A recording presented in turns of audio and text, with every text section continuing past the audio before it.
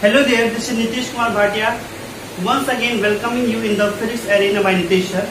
Hey students, in the last lectures we all have studied about the chapter units and measurement.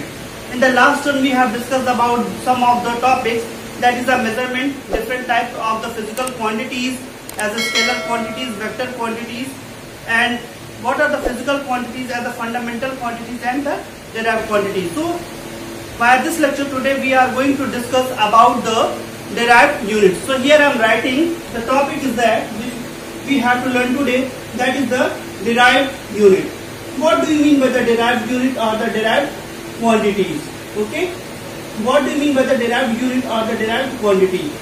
So derived unit or the derived quantities are those quantities, derived quantities are those quantities which can be deduced with the help of the fundamental quantities, or some of the quantities, some of the physical quantities which may dependent on the fundamental quantities are said to be the derived quantities. It means that a physical quantity, a physical quantity which can be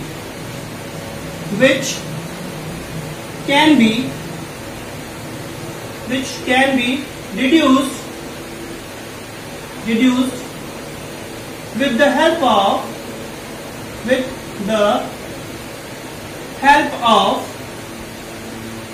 fundamental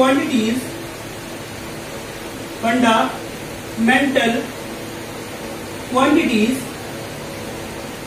are called that the derived quantities. Okay students, so what I have said that derived quantities are those quantities which can be exist or which can be determined with the help of the fundamental quantities. In the last lectures we have already discussed about the fundamental quantities. How many fundamental quantities are there? For glance I am giving you the fundamental quantities. The first fundamental quantity is the mass, then the next fundamental quantity is the length, the third one is the time, fourth one is the temperature, fifth one is the amount of substance,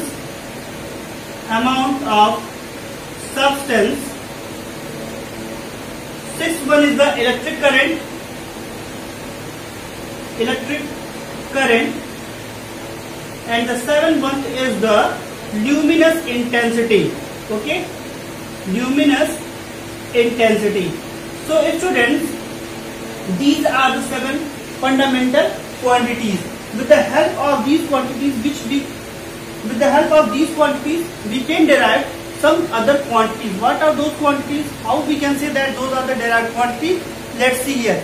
In our daily life, we are in each and every day we are measuring, that is the mass, length and time. Whenever you are going to the market, what you are purchasing? Some weight of the potatoes, sugar, something, your daily household things. What you are covering, some distance you are covering from your home to the market. And time, some amount of time taken by yourself to cover those distances.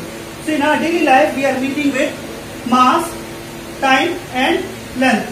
So one by one, with the help of these quantities we are going to measure some derived quantities. So let's start with some derived quantities. First derived quantity is the distance. As we are knowing that the distance are calculated in meter, and distance is what? That is a length. Distance is what? That is a length. So it is calculated in meter. Okay. So as we are knowing that the length is a physical fundamental quantity. So distance is also a derived quantity. It can be reduced with the help of the length, which is in meter. Okay students. What is the displacement? Displacement is also the shortest distance covered. Means that is length covered. Length means fundamental quantity which is calculated in meters. So it will be in meters. So distance is the derived quantity and derived unit is meter. Now move towards the volume. Volume's formula is what? Length into breadth into height. So length is calculated in meters breadth is calculated in meters and height is calculated in meters. So meter cube will be the derived quantity for the volume. Now move towards the force. As we are knowing that the force is equal to mass into acceleration. Okay. So before going to state about the force, we know first what is acceleration. Acceleration is equal to what? Acceleration is equal to what? Change in velocity with respect to time. And change in velocity means that the velocity is equal to displacement upon time. So displacement will be length, so it will be meter, and on time second, and time is also here given, that is second. So the unit for the acceleration will be meter per second square. So in order to calculate the derived unit for the force will be mass into acceleration, as we are knowing that mass will be in kg and the acceleration is in meter per second square. So the unit for the force will be kg meter per second square, or it is also given in the Newton. Okay students? So what you can realize here kg is also the unit of mass, fundamental unit, meter is also unit of length, and second is the time. So mass is also a derived unit. It can be denoted with the help of the fundamental unit such as the mass, length and time. Some more derived quantities. We have calculated the force. Now we are just going to calculate about the work. So work done is equals to what we are doing, that the formula for the work done is equals to force into displacement. Okay. So force can be given by, force unit will be in what? Force mass into acceleration. So it can be also in mass into acceleration into distance. So the unit of mass will be what? Kg. For acceleration, meter per second square, and distance will be in meter. So it will be kg meter square per second square will be the derived unit for the burden by the body. In order to calculate a lots of things, in order to calculate, yes. Now come to the what? Now come to the derived unit such as the velocity gradient. If I am writing here velocity gradient, what do you mean by the velocity gradient? The formula for the velocity gradient is that change in velocity of an object with respect to the distance. Change in velocity with respect to the change in distance. As the body covers some distance, so change in position takes place. Also, what? Change in velocity takes place. So the ratio of the change in velocity to the change in displacement is known as the velocity gradient. So velocity will be in meter. Velocity will be in meter per second. Okay, and distance will be in what? In meter. So once it will be goes upward in the direction, so what will happen? This into this. So it will be meter into meter. Meter will be cancelled out.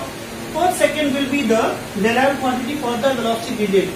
So it means that with the help of fundamental quantities we can deduce some other quantities which may be termed as the derived unit. So student, now we have discussed about the fundamental quantities and the derived quantities. Now we are moving towards the measurement of the length. The next topic is this. So hopefully you all got my point what I am elaborating here. If you still having any doubt, you may ask to me in the comment section. So now we are going to learn about the new topic, that is a measurement of length. So student, here I am going to write the next topic is that measurement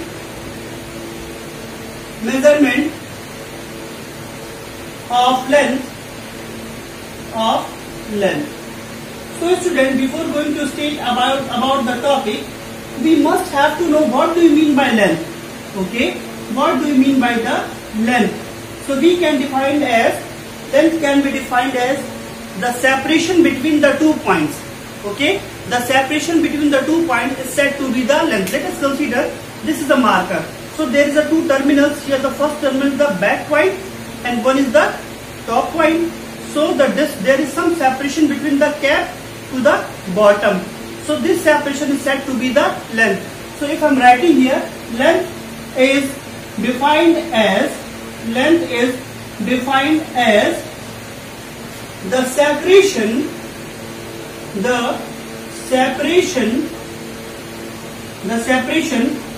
between the 2 points. The separation between the 2 points are said to be the length of an object. So what we are going to discuss, we are going to calculate that the measurement of the length. Length can be calculated with the help of 2 methods. Those methods are, first method is the direct method, okay, direct method, and the next one is the indirect method. Students, why there is the existence of the 2 methods, direct method and indirect method? Because some of the measurement of the lengths are very microscopic. Microscopic means are very small scale measurement, whereas some of the measurement of the lengths may be very longer, as we have said that in the astronomical units, okay, that some of the planets are apart from the solar system 31 trillion kilometers. So how we can calculate the distance between those planets from our Earth, from our solar system? So in order to calculate those lengths, there will be some indirect methods will be there, okay. So and for microscopic measurement, there are some direct methods are there. So what are those direct methods? We can easily calculate with the means of vernier calipers method. The next one is the screw gauge method, okay, and the third one is the spherometer method. So first we will discuss about the direct method. After that we will discuss one by one about the indirect method.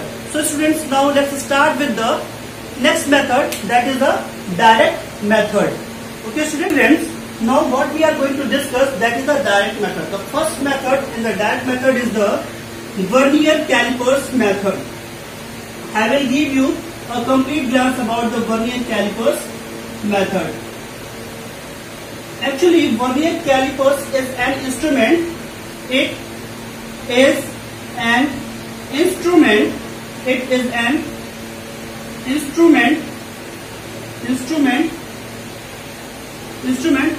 used for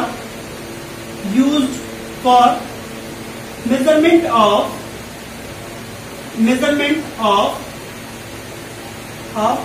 small scale lengths, measurement of length, means that is a microscopic small scale measurement, like small. It is an instrument used for the measurement of the length, like the microscopic. With its application will be where it can be used. Its application are measurement of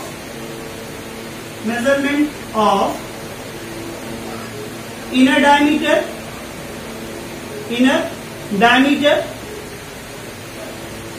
outer diameter,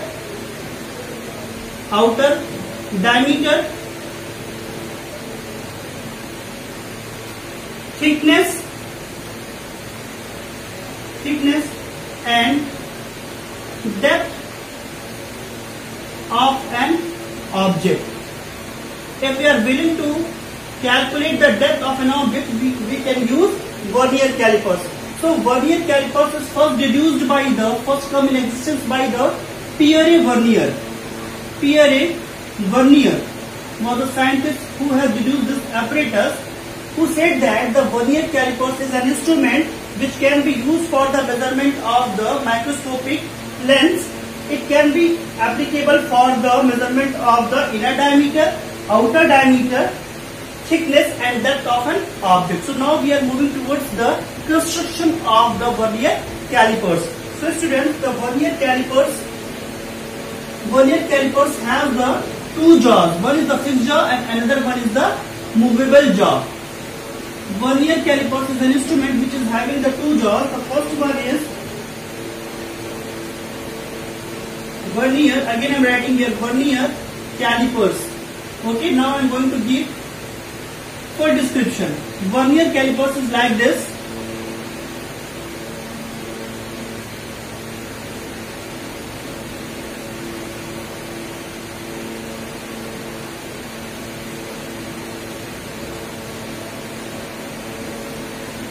Okay students, so this jaw is the first jaw is the what? This is the fixed jaw. This is the fixed jaw, and the another one is this one is the movable jaw. Movable jaw. What I have said that vernier calipers is an instrument. It is having the two jaws, fixed jaw and the movable jaw.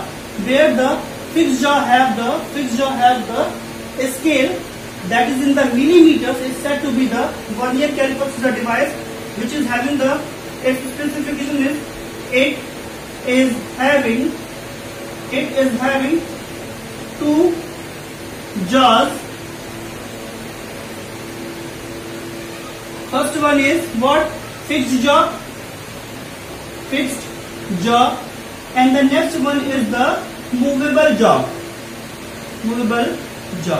Okay students, and it is having two scales. It is having the two scales for the measurement. Two scales. First one is the main scale, which are in millimeters, and the another scale is the vernier scale, which is in the form of division. So, in order to calculate the length by the vernier calipers, now the next one will come the least count. What do you mean by the least count? For any instrument, the least count is the much more important term. Least count is the count by n, or we can say that least count is the least measurement done by a instrument. Whatever be the, as you are knowing that if we are having a meter scale, so the meter scale having the n number of the centimeter divisions are there. 100 centimeters equals to 1 meter. So 1 centimeter will be what? Its lowest division, least count. So in order to calculate the least count of the vernier calipers, we will apply a formula that the least count for the vernier calipers will be, the formula for the least count of vernier calipers will be what? That is the value of one main scale division,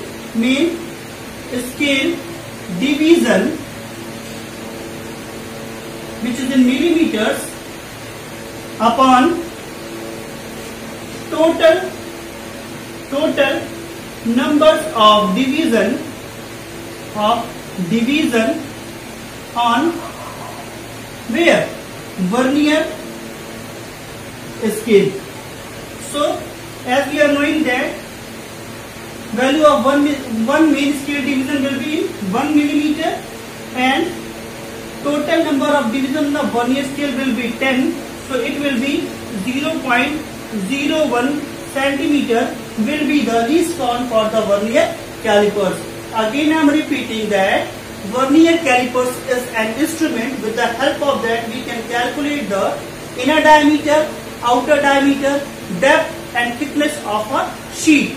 The least count for the vernier calipers can be given by value of one main scale division in millimeters to the total number of division made on the vernier scale. So its least count will be 0.01 centimeter.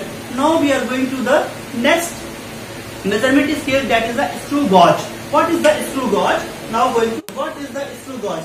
Actually, screw gauge is an instrument which is based on the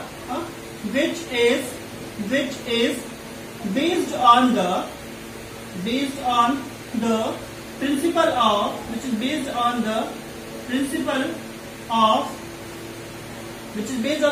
of the screw. Okay, here is an arrangement with the screw. Okay, so screw gauge is an instrument which is based on the principle of screw, in which when we are rotating the screw, there will be a complete rotation takes place. So what is a basic term we will use, that is pitch. What do you mean by pitch? A pitch is the linear distance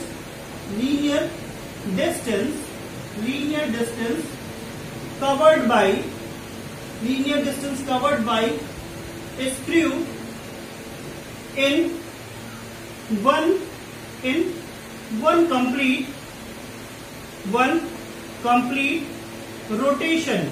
Okay, so there will be also two scales will be consist by the screw gauge. The first scale will be the main scale will be in millimeters, and the next one scale is the circular scale, and some of the books are also given as that is the head scale. Okay, student, so again, what will be the least count formula for the screw gauge? Screw gauge is an instrument. For that, the least count will be given by what? That is the pitch upon total number of division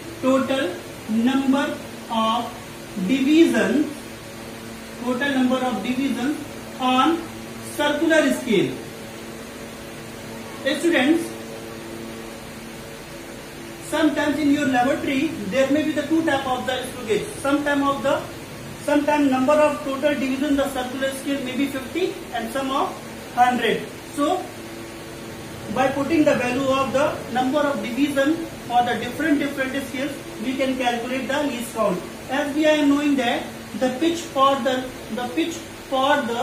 screw gauge is 1 millimeter. Okay, and the total, if we are considering the total number of division is 100 on the circular scale, then it will be 0.001 will be the least count for the screw gauge. So student, now you are thinking that, sir, what is the difference between the screw gauge and vernier calipers? Why there is the two instruments come in existence? Actually, students, vernier calipers and screw gauge.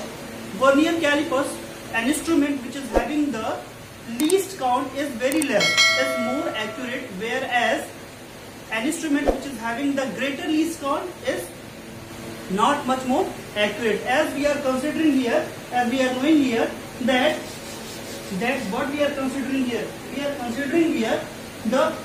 what we have calculated. We have calculated that. Now we are going for the comparison. Here that is the vernier calipers and this is the screw gauge. Okay, screw gauge.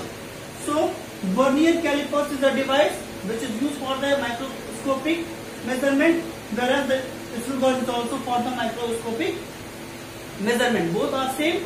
Now its least count is 0.01 centimeter. Okay, whereas its least count is 0.001 centimeter. It means that it is much more accurate. The measurement done by the screw gauge is much more accurate as compared to the vernier calipers. Whereas the vernier calipers is used for the thickness of a sheet, depth, calculation of depth. Okay, what? Inner and outer diameter, of an object. Okay, whereas the screw gauge is used for the thickness of a sheet, or what? That is the diameter of the wire. Okay, students. So this is the basic difference between the vernier calipers and screw gauge. If someone will ask that, beta, which one is the more accurate instrument, vernier calipers or screw gauge? Your answer will be, sir, screw gauge is having the least count as 0.01 centimeter, whereas the vernier calipers is 0.001 centimeter for the screw gauge, whereas for the vernier calipers it is 0.01 centimeters. So screw gauge will give more accurate result as compared to the vernier calipers. Now moving towards the third measuring instrument, that is the spherometer. What is the spherometer? Now we are going to know. So student, what is the spherometer? From its name it is clear that sphere means something which is in the shape of sphere, spherical geometry. So a spherometer is a device which is used to calculate the radius of curvature or thickness of a spherical geometry. Okay students, here I am writing that the spherometer is an instrument which is used for calculation of, it is used for calculation of radius of curvature of any spherical geometry shape. Okay, so what are those? For example, like lens, mirror, we can find out their radius of curvature with the help of spherometer. Okay students, the spherometer is in the shape of like this. There will be a circular, like this, there will be a circular scale will be there, and one main scale will be there. There will be a 3 needles here like this. Okay, so for this spherometer we are going to again calculate the least count will be what? Pitch, because it is having the circular scale, because spherometer is also working on the principle of screw. So here screw is also given. So again least count will be given by pitch upon total number of divisions on circular scale. Students, sometimes in your laboratory it might be possible and spherometer have the total number of division may be 100 or 200. So first when we are going to calculate here, so pitch will be the value of one main scale division will be millimeters, 1 millimeter. So pitch will be 1 millimeter, and if we are considering the total number of circular scale division is 100, then it will be also 0.001 centimeter. It means that the spherometer have the same least count values as the screw gauge. Okay students, so vernier calipers is a device. With the help of that we can calculate the inner diameter, outer diameter, depth of an object, whereas the screw gauge is an instrument which is having the least count as 0.001 centimeter. We can calculate with the help of this the thickness of a sheet, or we can also calculate the diameter of a wire. And spherometer is a device. With the help of that we can calculate the aperture or radius of curvature of a spherical surface like the lens and mirror. So students, hopefully you all have understood what I have told here. In the next lecture we will discuss about the indirect methods. Stay tuned. If you are having any doubt, you can give a comment to me. Have a nice day. Have a good day.